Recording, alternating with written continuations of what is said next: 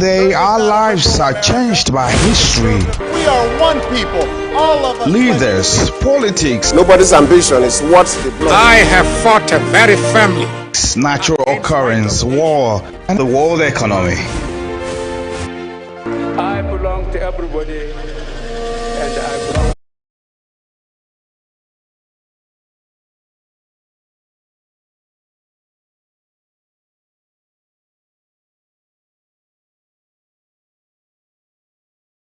Clash sent packing from the Women's World Cup. Details of this and many more will be yours in our jiffy.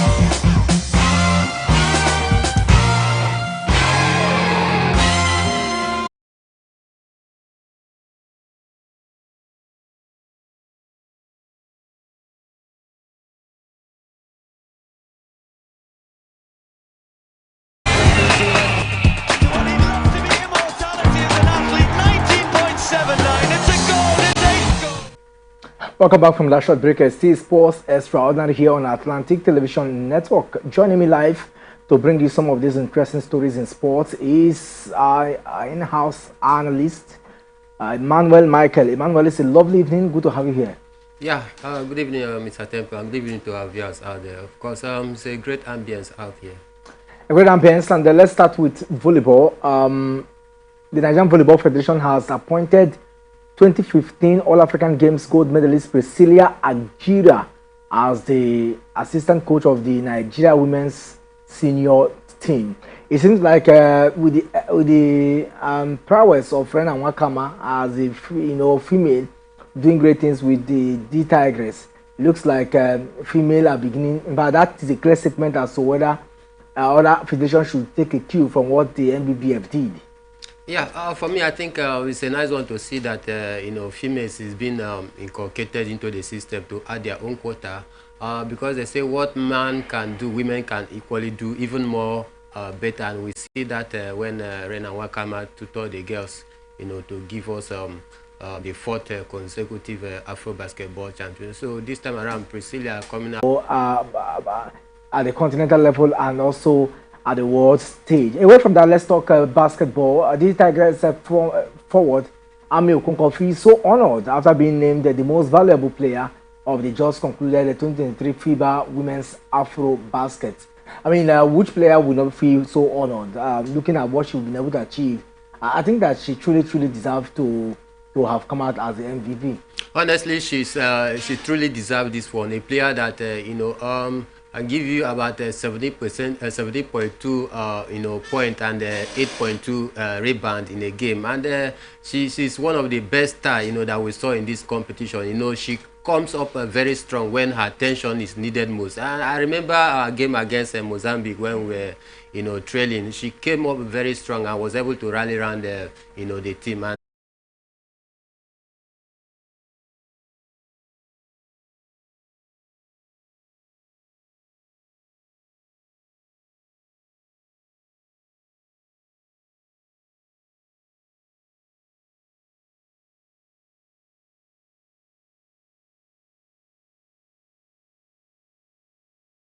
continue to give out her best. That is the angle I'm coming out. It's not all about a presidential handshake and organizing dinner. Of course, those things are very nice, but what about the crux of the matter, which is about the players and coaches' welfare? Have we been able, can we say that, yes, if these players go out there to do us proud, we will give them what is due them? This is the angle I'm coming from. So if the federation can be able to, you know, stick to the plan and continue with this relationship that Ren and Wakama has been able to build among the girls, I think we'll go places. What does this bring about the D Tigers? Well, for me, I think it clearly tells them that they need to up their game, because seeing what the D Tigers have achieved, this one will serve as maybe a propeller, a turning point for them to not to relax on their own odd. If our female counterpart can go all the way to do us proud, I mean, the responsibility, like I said earlier, the onus now lies on our D Tigers to also follow that trend of winning culture, making sure that you know, they do all that is necessary to get us you know, to be precise. So for me, I think it's a nice one for African you know, basketball development generally. It's usually a nice one for African basketball development. We hope that as FIBA continues to foster and tinker new innovations in basketball, Nigeria Basketball Federation will also take a cue from this victory and you know, look at areas that we need to enhance in our basketball league here in Nigeria.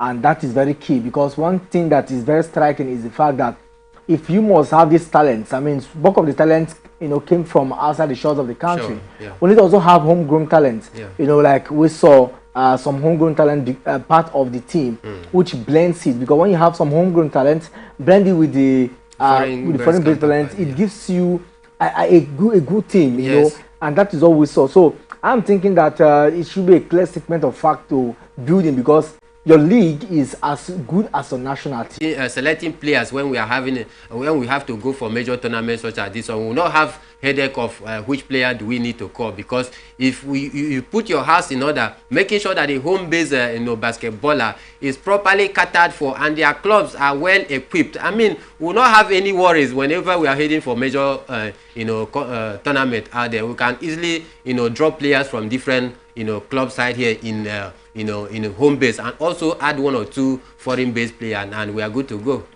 Of course, we are good to go. I mean, we can talk about the D Tigers from now till tomorrow. It's they truly deserve to be talked about. Oh, to the feat that they recently achieved in Kigali, Rwanda, where they won their 4th consecutive Afro basket FIBA competition.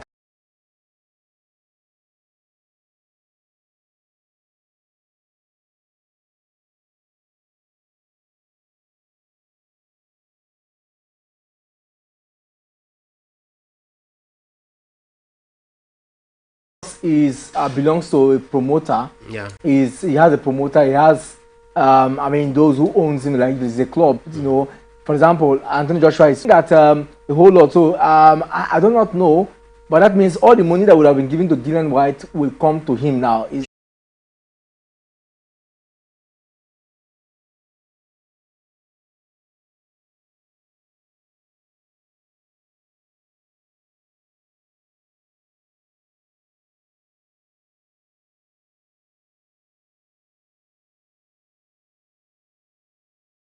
That is a disappointing one for boxing fans all over the world who has been hoping and anticipating this very big one against you know, to Anthony Joshua and Dillian White. All of a sudden to Eddie Hearn here, who has been walking around the clock.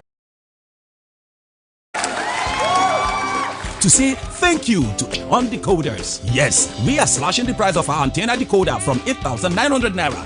And if you recharge on the Classic or Super Bouquet, you'll receive a fantastic reward of extra 15 days of free viewing. You can enjoy our top local and international to recharge or buy your decoder between June 12th to August 31st to enjoy this fabulous offer. Wow! Yay! Let the celebration begin! StarTimes, entertain.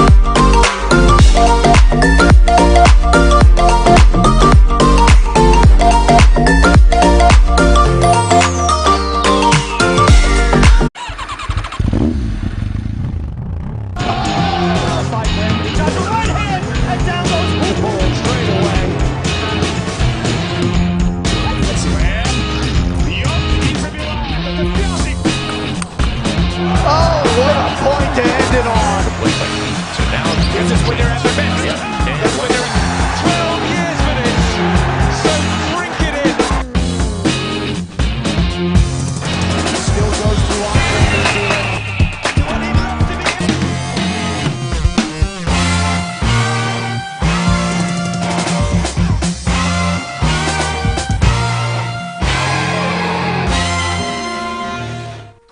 Welcome back from that short break. I see Sports Extraordinary here on Atlantic Television Network. It's time to talk football, and of course, I still have with me Emmanuel Michael here, and we'll take a look at football now. Let's start from the home scene where the Akwa Ibom State Commissioner for Youth Development had assured the Confederation of African Football (CAF) of the readiness of its facility. The Gospel Akpabio proposed for the 36th edition of the Africa Cup of Nations in 2017. When you talk about one of the facilities we have in Nigeria that we are proud of is this particular one.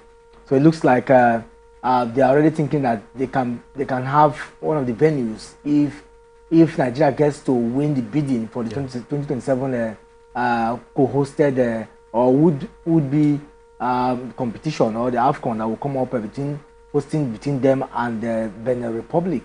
But first off, facilities has been a challenge here in Africa, even in Nigeria. When you have a good stadium, you have it very easy when you are making a bid to host for any major tournament out there, because the stadium and the equipment that are there gives you that leverage that no official will we see such and say no, that they will not give you the hosting right. But when they come, they see that the stadium is not in order, it does not meet up with the world standard. My brother, no matter how you go about it, even if you try to play the politics behind it, you can't make it through.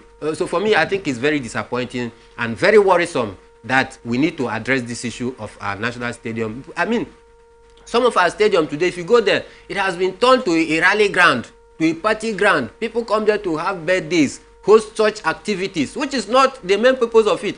Fine, if they are hosting one or two activities there, what about maintenance culture? Can we be able to maintain it and keep it to the standard? As a Minister of Sports, for the maintenance of the stadium, the question now is, what do they use those funds for?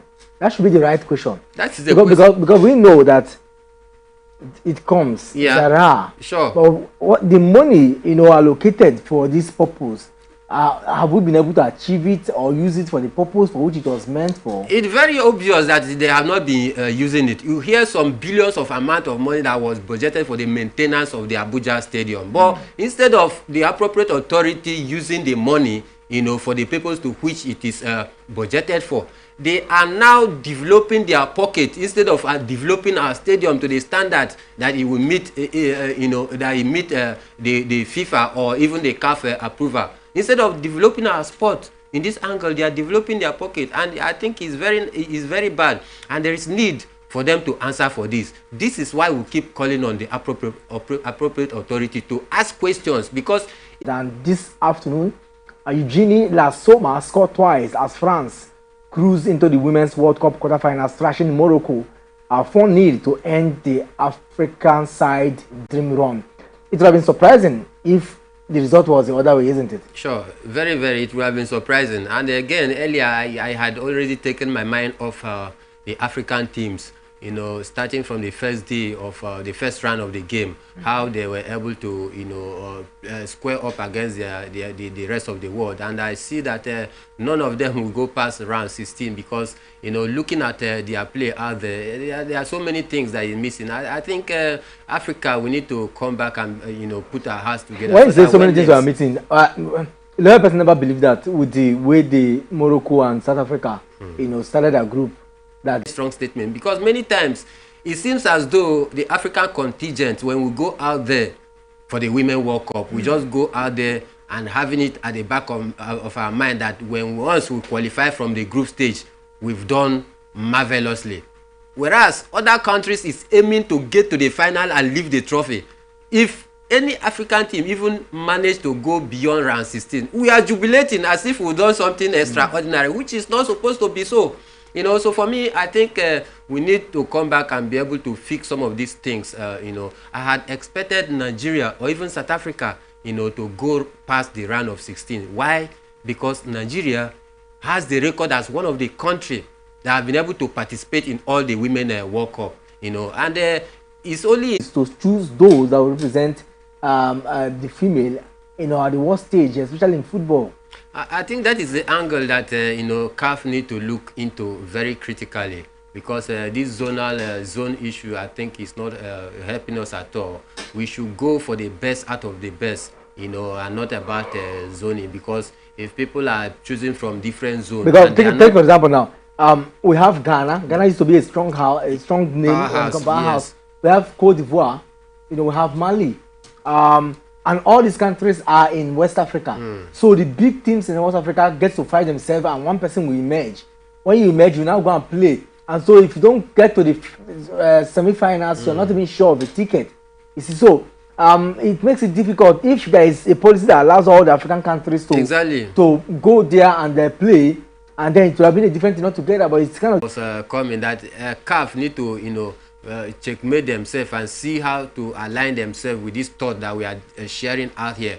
You know, despite the zone that you are coming from, we just need the best out of the best in Africa, so that when they are going out there as an Africa contingent to, you know, represent Africa, and not about zone, they are not going out there to represent a certain zone, but they are going out there to represent Africa as a continent. So we should do away with that zoning issue and be able to throw the dice open, so that the best team in Africa as a continent should always go out there and represent us. Of course, we're still looking at the I mean, it's the last quarterfinal games, and we now know the parents now out. Lot after the fan was stabbed to death in the Greek capital.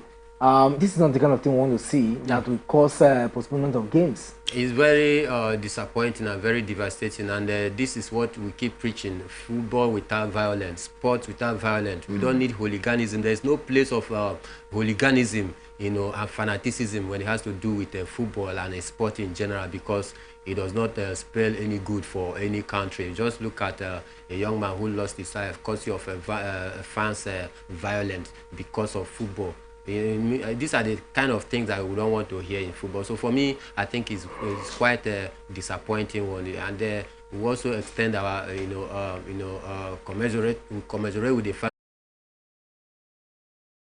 Signing players with big names, you know, they have the money, but yet I'm not seeing the coach of the side or the manager, you know, pushing for high-class players.